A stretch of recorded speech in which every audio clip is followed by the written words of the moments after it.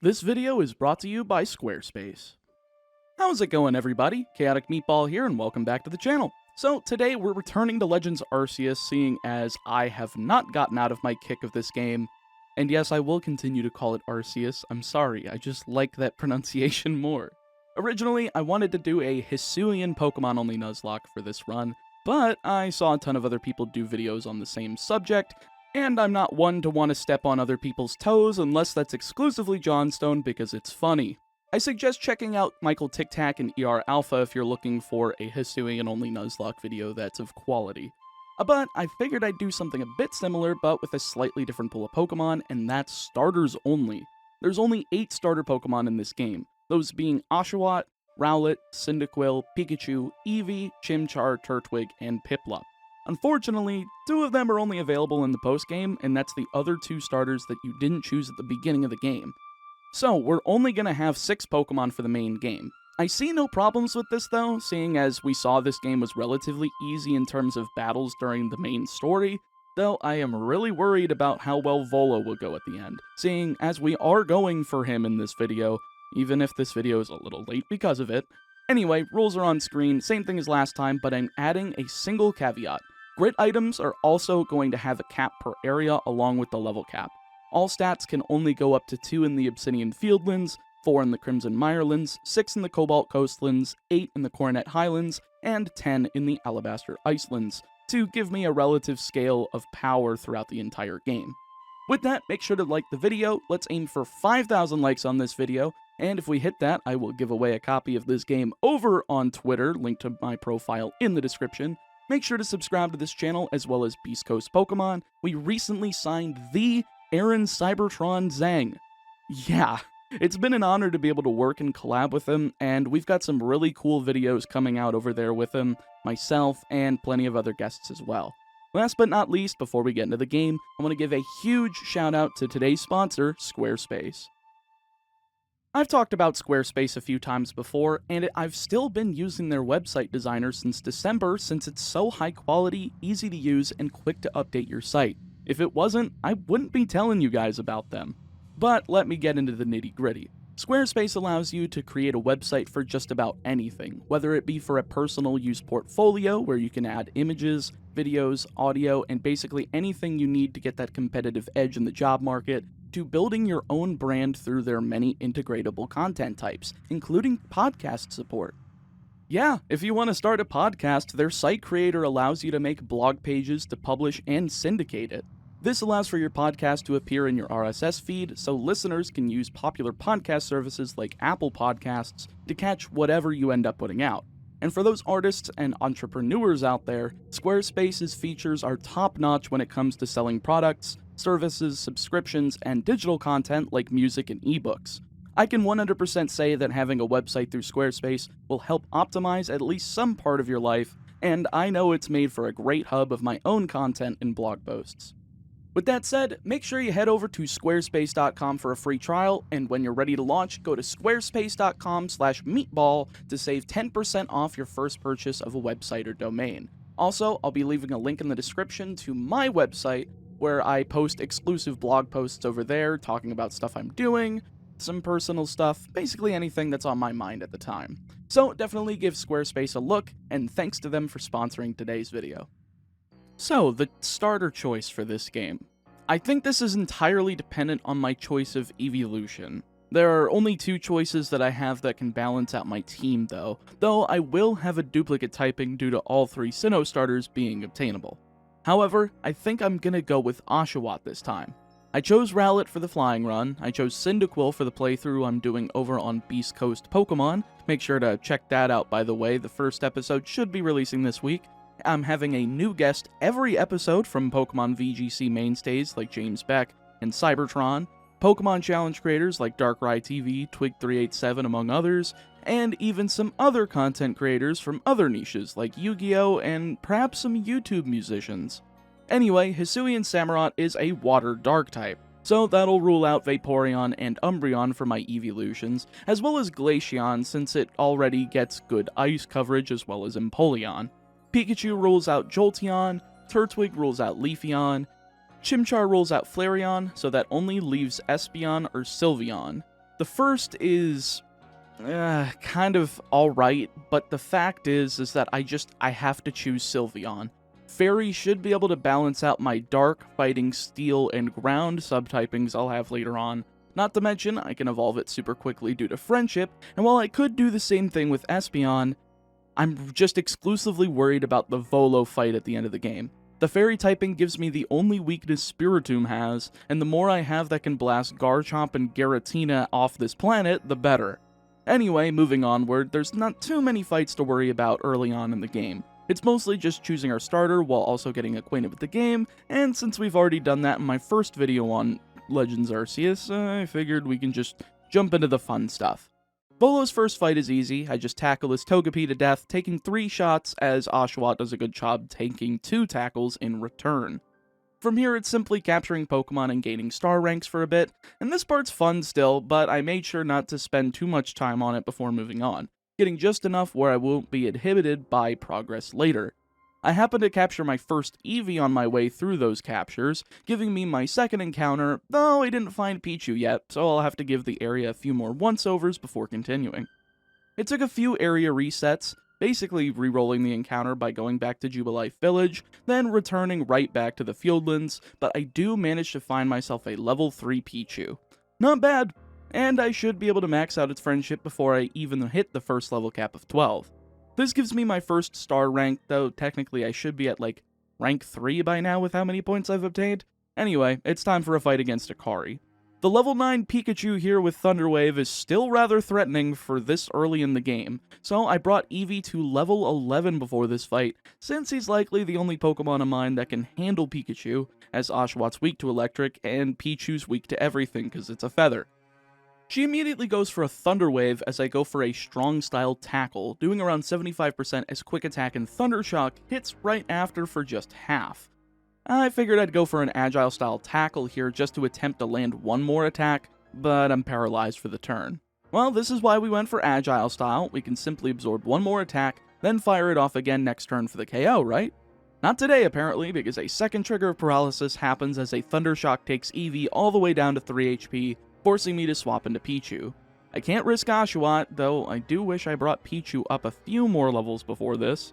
It takes a quick attack, living on 5 HP and firing off its own quick attack for the knockout and the win.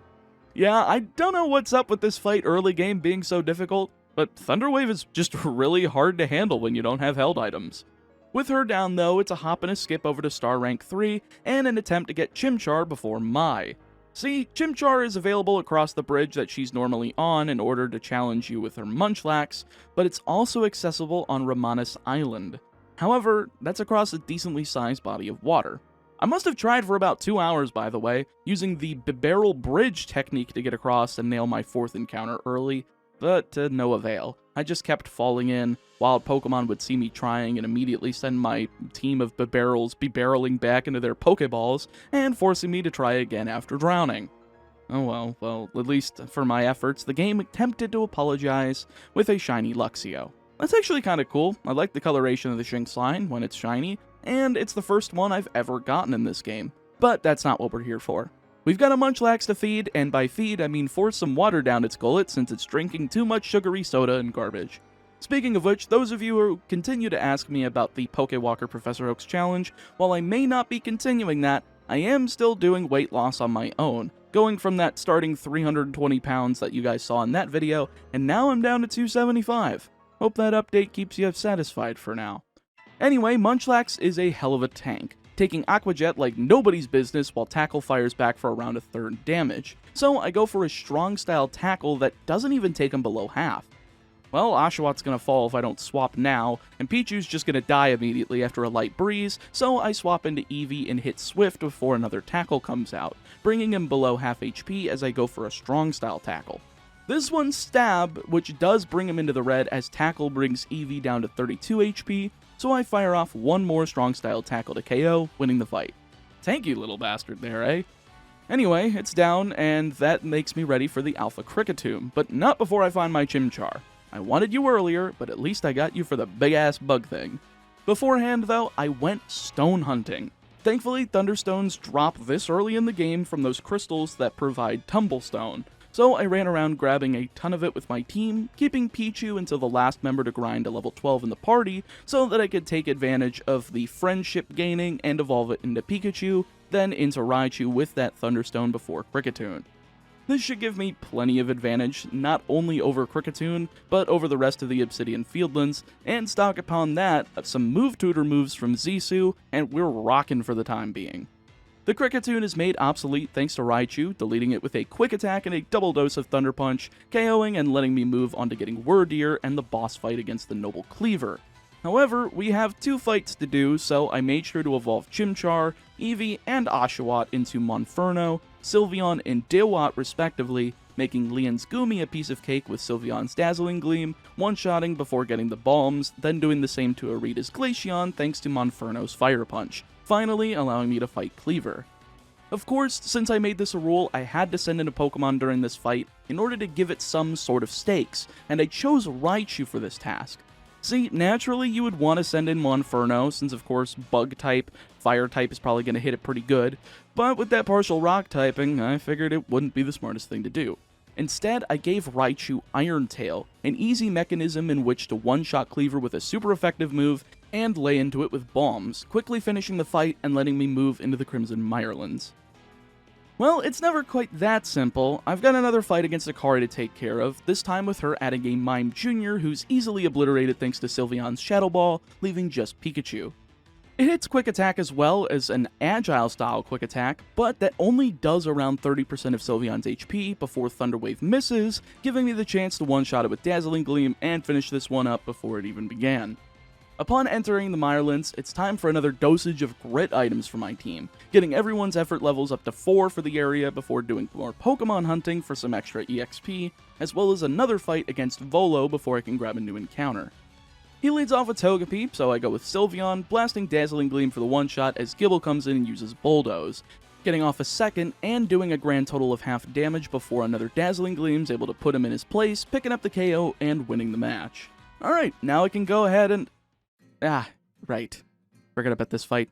And here I am thinking I'm gonna get my next encounter now, and here's coin of the Misfortune Sisters to give me some misfortune.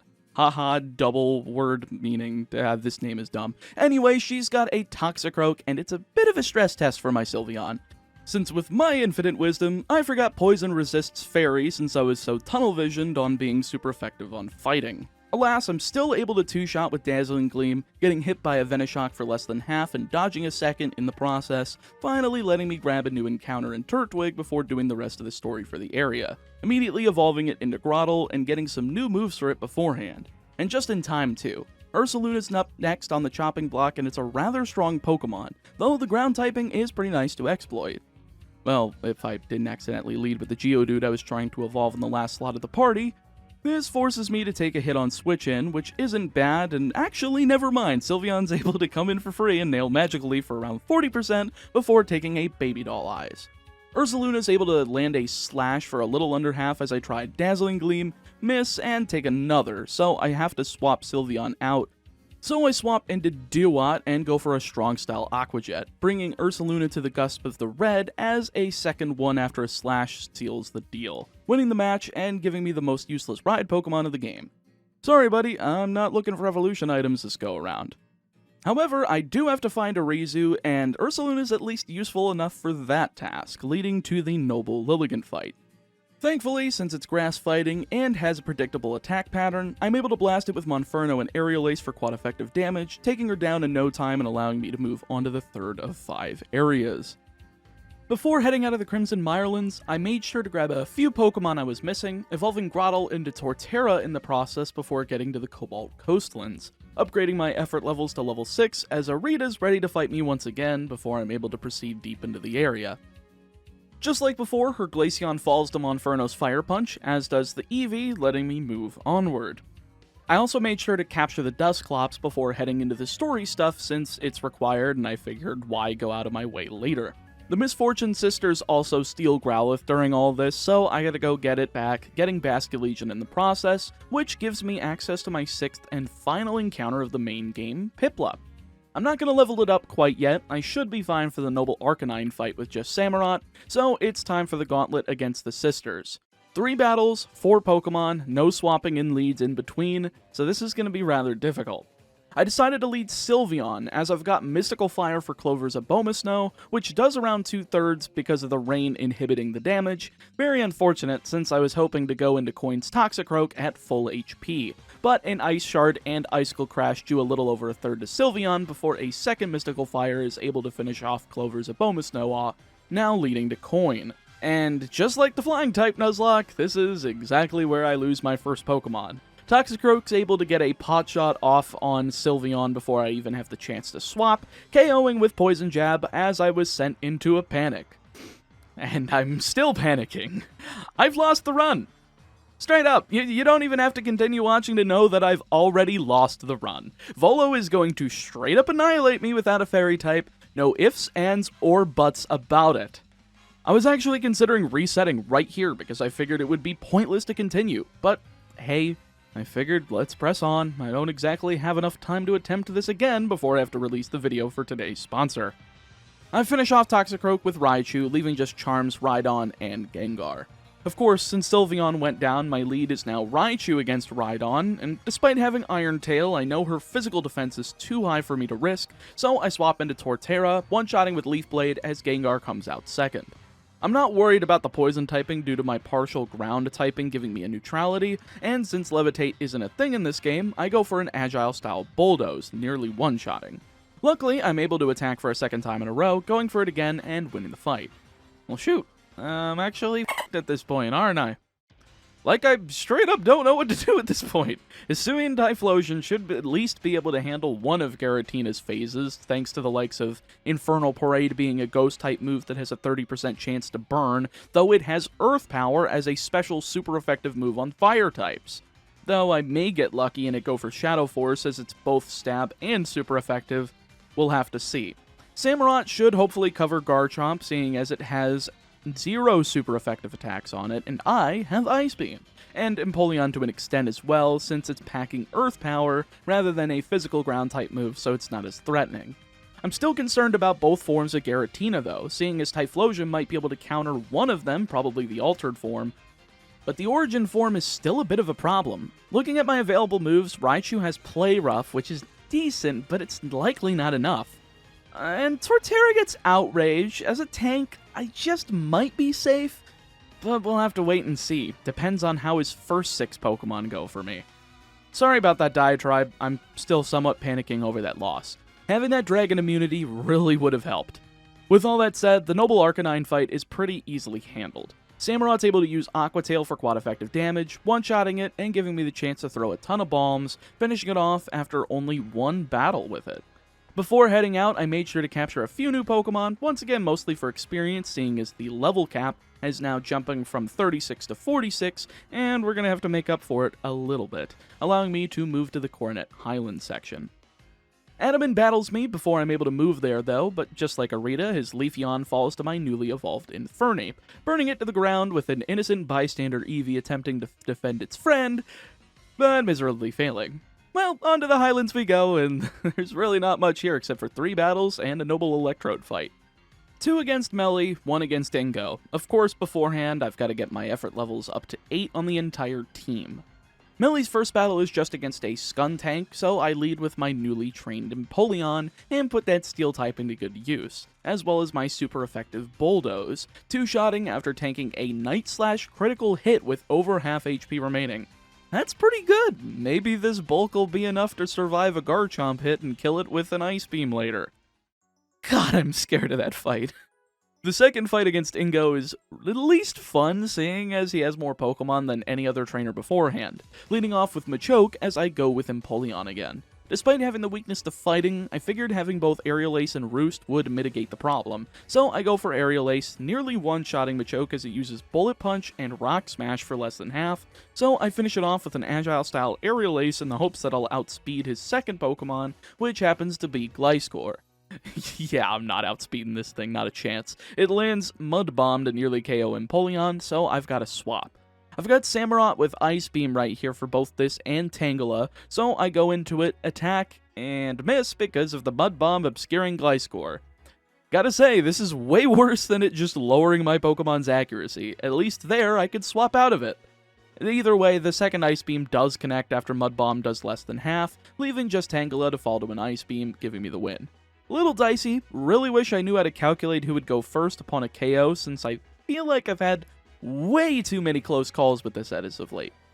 Ingo gives me access to Sneasler. I'm not going to make a rant about this one this time, because if you want to hear about that, go check out the Flying Only Nuzlocke. I fucking hate this thing. So there's only one more fight to go before Electrode. Nelly's up once again, being an asshole, so I'm going to shove a boot up his ass just so far to see how deep the hole goes. What, too much? Anyway, there's an Assistant Skorupi and Zubat along with their Skuntank this time, and while they're not terrible to fight, they can be a wee bit annoying. I once again go for Empoleon here. The poison immunity is just too good. I did forget to give Empoleon Bulldoze again over Aerial Ace though. However, Liquidation and Ice Beam are just as good, as I'm able to hit Skuntank with an Agile style Liquidation, KOing Skorupi with another Liquidation, then use Roost to heal. I figured it would be all hunky-dory and I'd be able to go 3 versus 1 and KO all 3 of them with Empoleon, but here's the annoying part. Zubat has Hypnosis, and manages to land it in order to make Empoleon drowsy. So I swap into Samurott, attacking Zubat with Ice Beam to KO and leave just the Skuntank. It poisons Samurott, but that's not a problem. I just go for Aqua Tail, nailing it, and finishing the Skuntank off. Alright, that wasn't too bad, and with everything at level 46, I'm ready to fight Electrode. Since it's Electric Grass, I figured Infernape would be the best Pokemon for the job, since I've got a super effective attack, while also not being weak to it. Otherwise, I would have used Empoleon or Samurott to Ice Beam this thing to hell and back, but it doesn't work out that way. Infernape gets blasted by Thunder pretty hard, taking a little less than half and getting paralyzed, then not being able to land a Flamethrower due to that paralysis, nearly being KO'd by a second Thunder as he's paralyzed again. So I figured I'd swap into Torterra. I've got the Electric Immunity and a Neutrality to Grass, but somehow it predicts the swap and goes for Energy Ball, hitting Torterra for about a third as an Agile-style Bulldoze and a Strong-style Bulldoze are enough to get the KO on Electrode, making it open for attacks. I get it down to near a quarter as it's available to fight again, but somehow I miss throwing Raichu at it by what looks to be an inch before it recovers and lets me KO it without risking any more of my team.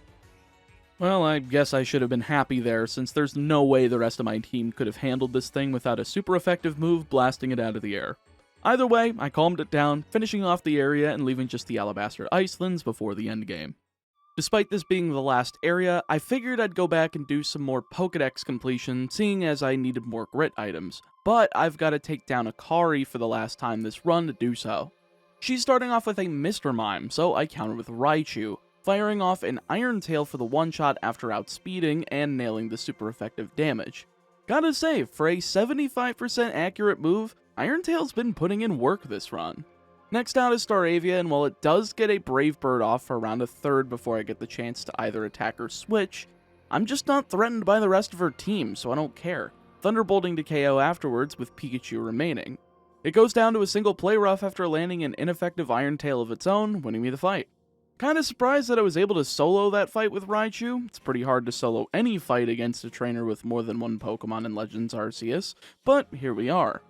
Now that I'm in the Alabaster Icelands though, it's time to immediately turn around and get some more Pokédex completion and grid items, but not before I saw an outbreak on the map.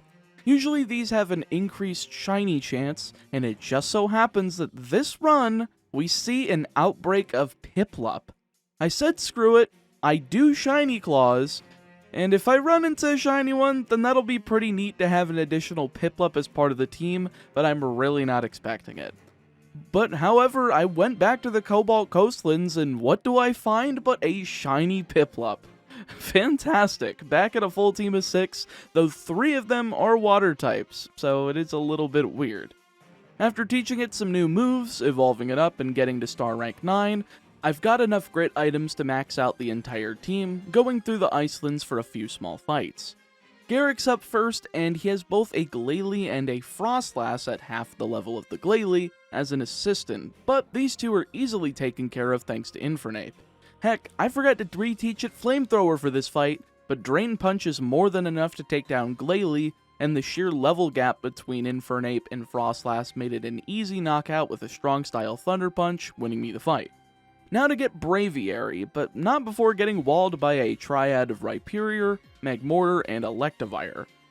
Man, Gen 4 really did nail the new evolutions for previous Pokemon thing, didn't they? I really wish they'd do more of these since Gen 4 had a boatload of them, but I digress. I decided to take on this triad with Torterra. I'm immune to electric attacks, I resist rock, and fire may be super effective, but this Magmortar is 22 levels lower than my Torterra, so I'm probably going to be fine.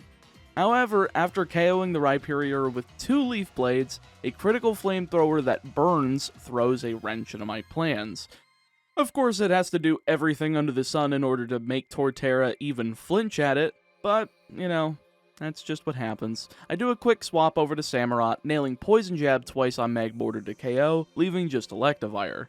It paralyzes Samurott, but that's not a big deal when Magmortar ends up going down, and Electivire is all that remains at level 30, which is a pretty easy KO with Infernape after swapping, throwing out a strong style Bulldoze to grab the KO and the clean win. Now that I've got a mental chicken in my grasp, though, it's time to play some Sonic Adventure 2. We've got to do some not-so-emerald hunting for the Eternal Ice with some rather similar gliding mechanics to Knuckles, but thankfully it's in the same place every save file, so I don't really have to worry about anything. Avalugg time, and honestly, this pattern is so easy to work around. The Frost Breath at first is evadable by walking back and forth while throwing bombs. The ice crystals always come up once in the middle before it comes up in your direction, so I just keep throwing bombs while these attacks are coming through, with the only exception being the ice ball hurling since they kinda go a little too fast, and the inputs to throw a bomb in between each one of them is so precise with the amount of frames you have that I wouldn't even say it's worth doing. Taking it slow and steady usually always wins out in these scenarios. Infernape was my Pokemon of choice when it came to battling Avalugg though, burning it immediately with Flamethrower and depleting the HP on the second one, leaving him wide open to bombs that eventually take him down before another opening was made. Not too bad, for such a large noble Pokemon, you'd think that we would have had a bit more of a back and forth here. With Avalugg put down in the mud though, that's all 5 of them defeated, and time for the final bit of the main story. Kamado kicks us out of the village, we go on a wild goose chase for help, we make the red chain, nothing too crazy in the realm of Pokemon, with the battles against the Alpha Zoroark, Overqwil, and Goodra going extremely well before I'm forced to move back over to the Coronet Highlands for the last few battles. Well, I first do a wee bit more catching. I'm not quite at the level cap of 65. I wanted to make sure that I was close, but not going to go over the level cap with the last few battles. Anyway, Benny's the first victim, leading off with Miss Magius, though it's outsped by my Infernape, hitting a Shadow Claw for the one-shot outspeed KO, with Gardevoir taking her place. It grabs the near KO off of Psychic, which is rather scary. I was hoping to keep the rest of my team, thank you. So I've got a swap here for Torterra, since it's the only thing I can really think of to tank anything on this team. Going in for Iron Head to get the one-shot with its sheer strength over the Fairy typing. 2 down, 2 to go as Sneasler's out third, using Quick Attack and Close Combat for a little under a third damage, as Bulldoze is able to grab the one-shot KO. Sucks to be a poison type, I guess, leaving just Gallade. It doesn't attack on the turn it comes in, rather I see a Sword Stance come down. So I consider my options with Torterra, staying in to deliver an Iron Head. It does pretty good damage, getting healed immediately from a Max Potion, then doing the same next turn as he goes for Drain Punch instead of a Max Potion. I figured this would be the best time to go for a strong style Iron Head here. It should be enough damage to get that KO through the Drain Punch healing, and sure enough, that attack seals the deal and finishes Benny off for good. Also, really starting to believe that he is an ancestor of Wally. The white and green are just too similar for that to be a coincidence. Anyway, Kamado time, and he's actually pretty easy thanks to Empoleon being an absolute tank. His lead, Hisuian Braviary, can barely touch me, and since I've got Ice Beam, I'm able to rip this bird into small pieces of fried chicken, leading to Snorlax second. I figured I'd need to get as much damage on the board as possible, so I fire off a rapid-style liquidation to the local businesses before using Roost, seeing as high horsepower is doing some crazy super effective damage, and that plus 2 regular liquidations is able to finish it off, leaving Empoleon with over 2/3 HP going into a Golem. Well, Stealth Rock didn't do crap, so why waiting around with less HP? Roost once again, then Liquidation for the KO, leaving just Clefable. Now, I do have Flash Cannon on Empoleon for this reason alone, and it does end up working out despite Empoleon's drowsiness, one-shotting, winning me the match, and guaranteeing myself a visit with the original Gen 4 box legendaries. First up is Palkia, and it's not like I wanted to meet him face-to-face, but alas, we've got to do it. I take him down to low yellow HP, and 2 Ultra Balls is all I need to capture it, leaving just Dialga. Well, except for that little boss fight against Charm, since for some reason her team of sisters is once again blocking me off from attempting to save the world this time. Everything else was petty. This one's not. That's a little out of character. Anyway, this is pretty simply taken care of. Torterra Leaf Blades the Rhydon and bulldozes the Gengar. No ifs, ands, or buts about it. And now, one more boss fight to go before the credits roll, and that's against Dialga's Origin form. Now, I know I said it was a rule that I had to send out a Pokemon at least once when I get the opportunity to do so in these boss fights. But this boss did not give me any such prompts. That is how fast I was able to take down the final boss of the game. I did not see it on the screen, and I don't know what to say. I just sealed the deal with Balm so quickly that I didn't even have the chance to send in a Pokemon. Which is probably good, because it was not a wise decision to send something in against Dialga's Origin form. I'm glad I did it that quickly. Not too bad if I say so myself. As the credits roll, you're probably already thinking what I'm thinking. Screw everything else. Please just let me see the Volo fight. Okay. There's actually one more fight I'd like to cover as well, and that is a rematch against Commander Kamado over on Prelude Beach, and I've got to take care of it if I want to get to Volo, since he's protecting one of the plates. Beforehand, I went ahead and grabbed myself a Quilava over in the Crimson Mirelands, seeing as the evolution line for that and Rowlet are now available in time-space distortions, maxing out the effort levels and evolving it into Hisuian Typhlosion before the fight, replacing my shiny Empoleon. It didn't get to do much during this run, but it was cool having it around. To be completely honest, I had no idea Kamado was going to fight me here, so I did most of this on the fly, as you can tell when I lead off with Typhlosion against his Golem. I test to see if an Agile-style Infernal Parade will let me hit, then swap for free, but alas it doesn't, so I swap into Torterra, nailing a regular Leaf Blade for the one-shot critical. Off to a great start, but out comes Braviary to hard counter Torterra. Thankfully though, I've got Iron Head for massive damage, doing over a third as Air Slash does slightly less than half. So I go again with an Iron Head, bringing him into the red as he wastes a full restore, then I nail 2 more regular Iron Heads as Air Slash brings Torterra dangerously close to a KO. Well, with Braviary nearly down, it's safe to swap in Empoleon, KOing with a Rock Slide as Heracross comes in third using Swords Dance. Well, this could end very poorly due to that steel typing, but an Agile-style Rock Slide lets me move twice in a row. But with seeing that damage, I can tell it'll be a stretch to KO with a strong style one next turn, so I choose to swap into Infernape, landing Flamethrower to pick up the KO, leaving just 2 more Pokemon with him going for Snorlax fourth, and that's a pretty decent choice for me. I don't really have much to hit him with, but I do just soak up all of his moves as well. I go for an Agile-style Flamethrower for around 20% as high horsepower hits for a wee bit over half. Okay, I didn't expect that to hit for that much damage, so it's either swap or test an Agile-style attack to see if I can move twice in a row, then swap, and sure enough I can get a free Agile-style Flamethrower to bring it slightly over half, swapping for Samurott on my next turn. I'm able to move again after the swap, so I just go for Swords Dance with Samurott, tanking a Giga Impact on over half as I notice that I can move 3 times in a row! Well shoot, 2x Scissor is plenty enough to take out Snorlax, leaving just Clefable. Now, this doesn't really have much to hit me with other than Draining Kiss, a low-power fairy move, so I just stay in and take it, firing off an Agile-style Ice Beam, swapping for Empoleon, and finishing the fight off with a hearty dose of Rock Slide with a side of Liquidation, taking a Psychic for minimal damage as I win the battle. Well, that was actually a really good fight, much more challenging than the first fight against him, and I very much appreciate that. Though upon collecting Mesprit, Azelf, Uxie, Heatran, Cresselia, and Regigigas, all within 2 balls apiece, some of them only within 1 mind you, it's basically time to fight Volo. However, I do have a couple of preparations. 1, I have to train to the level cap, and we're going to a whopping level 70 thanks to his Giratina.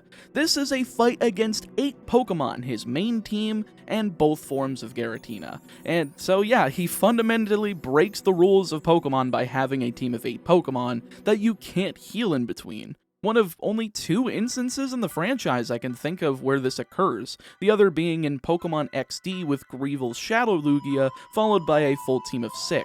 But this time, Giratina is after the main team of 6, so I'm gonna have to keep my guard up big time. The best way I found to train was to just cycle through the Alabaster Icelands, going back and forth between here and Jubilife Village, and cycling through all of the alpha Pokemon on the area that I made for myself, since there's about a half dozen relatively convenient ones to grab, those being Lucario, Garchomp, Machamp, Mamoswine, Abomasnow, and Gardevoir. Most of them are level 70, with Garchomp being the outlier at level 85. Not to mention there's EXP candies and Seeds of Mastery for additional prep that they drop, so it's like knocking out 2 birds with 1 stone. I also made sure to optimize my movesets, considering all 8 of his Pokemon and the potential targets that my moves could hit for super effective damage, and if a move could only hit one of Volo's Pokemon for super effective damage, it was pretty much going into the bin if I didn't have any better options. For instance, Typhlosion's Infernal Parade hits both forms of Giratina for double damage, while also having the potential to burn other physical attackers on the main team, with Thunder Punch being available as a Togekiss option, and Mystical Fire, while being slightly weaker than Flamethrower, comes with the sacrifice of 10 power for an offense drop on the opponent, which I will 100% take over 10 extra power, since that I can make up with by just using a strong style version of the move. I'm not going to bore you all to death with the details though, we've got every plate except the Spooky Plate, Volo has the Spooky Plate, we need all the plates, so let's go ahead and kick his ass. Spiritomb's his lead, just like the champion that came after him, so I go with Raichu, immediately firing off the Play Rough and getting a low roll, barely missing the KO as a full restore comes down. Well, at least he didn't attack, but I better reassure the KO here with a strong style Play Rough, since this is basically the only use Raichu has for this entire battle. Sure, I could use it later for Togekiss, but the better option is to use it here and bait out Garchomp, tanking an Agile style Earth Power with over half HP remaining, but falling to the strong style. That's great. Samurot's able to come in, clean house with Ice Beam, and since it can move twice in a row, I'm able to hit it, giving it Frostbite, while also being able to move a 3rd time by using Swords Dance before the second Ice Beam that KOs. Well, that's pretty broken, but Lucario is out 3rd. Not surprising, the Dark type coming out to bite me here, but I should be able to KO with 2 Aqua Tails. The first does half damage, and since I can move again, I go for it, and I miss. 90% accuracy be damned. Samurott would have lived here, but instead he falls to a combination of Bullet Punch and Close Combat. Well, this isn't good. I don't like doing 1-for-1 trades against a trainer who has 8 Pokemon when I have 6, so I need to kick this fight into a higher gear. Infernape's just the one to do that, though, with the rest of the team, KOing Lucario with a Flamethrower as Togekiss comes out and uses Calm Mind. Not a problem, though. This is exactly why I gave Infernape Poison Jab. An Agile style followed up by a strong style is easily able to pick up that KO before the fairy is able to land a single move with that Calm Mind boost, leading to Roserade. Spikes comes down, and I was like, oh dang, I might have full HP on Infernape going into Giratina, forgetting that injury hazard moves in this game have been changed. But that's fine, the spikes and poison damage are healed off thanks to, after KOing Roserade with Flamethrower, a Drain Punch connecting on the last main Pokemon, Arcanine, leaving it with a sliver of HP. Unfortunate too, since if I had committed to the strong style, I would have come out with a one-shot and much more HP going into Giratina, but I can't complain. I take 2 Rock Slides, survive on red HP, hit 1 more Drain Punch to KO. At least I have a decent sack for later. However, we only lost 2 Pokemon on his first phase. I'm pretty happy about that, but the second phase against Giratina is a whole different story. See, Shadow Force is a nasty move in this game. Not only is it not a 2-turn move, it also obscures the Pokemon using it, effectively raising their evasion temporarily while you're just a sitting duck flailing, hoping to get a pot shot or two in for the KO. Either way, with my team's positioning, I managed to make my lead Torterra after the sacks that I wanted to do with Raichu. It's a tank, taking Shadow Force like a champ, and has Outrage. Seriously, whoever decided that Torterra got Outrage in this game is a genius. Thank you. Probably one of my favorite things that it gets as part of the coverage moveset. And thanks to it, I'm able to single-handedly take out the altered form with just Torterra. And that's pretty cool, because Torterra's usually the starter that people choose the least, but being able to show off its power and its bulk here is pretty cool. However, once the Origin form comes out, it goes down to one of its Shadow Forces while on half HP. Torterra, you're gonna be missed. I figured I needed to waste more turns though because of the current evasion problem, so I go into Infernape, using Shadow Claw twice in a row since I get the move twice in a row, of course, missing both times before an Agile-style Earth Power KOs, leaving me with 2 team members left. Fortunately, they're both really good ones for this matchup. Typhlosion's up first out of my 2, and it's got the super effective Infernal Parade, which, if I can leave Giratina with a burn, should seal the deal since Shadow Force is physical. But it unfortunately doesn't get the 30% chance, though it does hit around 40% damage on Giratina before Shadow Force KOs, leaving just Empoleon. Alright, tank that can hit hard with Ice Beam versus one of the most powerful legendary Pokemon in the game. But I have Roost, so I should be able to outlast it.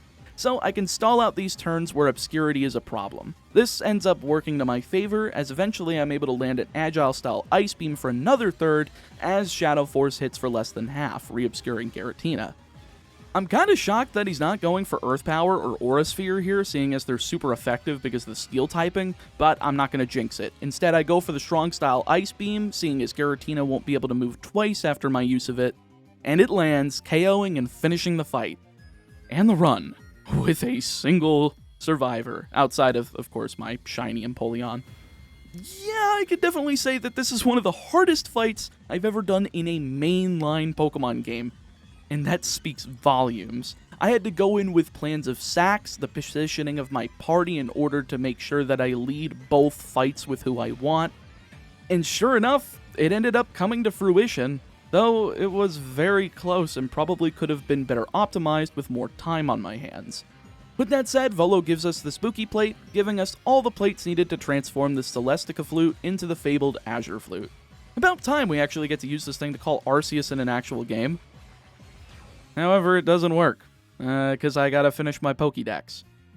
That sucks. Very big cliffhanger. I was hoping to finish this video on an Arceus fight, but I don't have enough time. I was literally playing this game 3 hours before this video goes live with this fight because I am so backed up on work.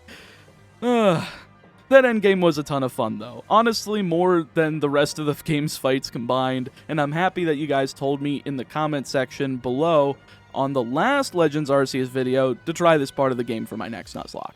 Anyway, next time on the channel, we're finally going to jump into our first ROM hack challenge, Pokemon Flora Sky, a hardcore Nuzlocke using only grass types. See ya then. Thanks for watching, everybody. If you enjoyed the video, make sure to check out this other one on screen. You'll probably enjoy it too. And if you really enjoyed the content and want to help support the creation of it, you can head over to my Patreon page and help support for as little as $1 per month. Or if you want to help support the channel in non-monetary ways, you can go ahead and follow me over on twitter.com/ChaoticMeatball, as well as my second channel, ChaoticMeatball TCG. Speaking of patrons though, shoutouts to my $5 and above patrons, Arantula, Aaron Ladeau, Aaron Rhinesmith, Aiden Brannon, Andy, Casper Kirkpatrick, Cryptic Gamer, Heimflow, Jacob Johnson, Justin Dimmenstein, Kevin, Leon Matog, Zeno, and Zachary Keever. Stay safe, stay healthy, and I'll see you guys next time.